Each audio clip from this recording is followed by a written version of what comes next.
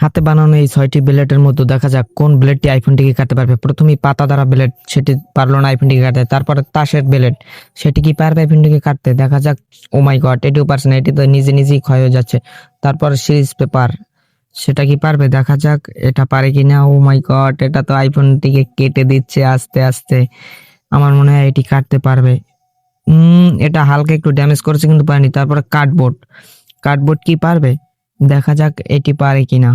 এটা কার্ডবোর্ড নাকি কাঠ সেটা তো ভালো বুঝতে পারছি না আমি। আমার মনে হচ্ছে এটি কাঠ, কার্ডবোর্ড নয়। হ্যাঁ, কাঠ।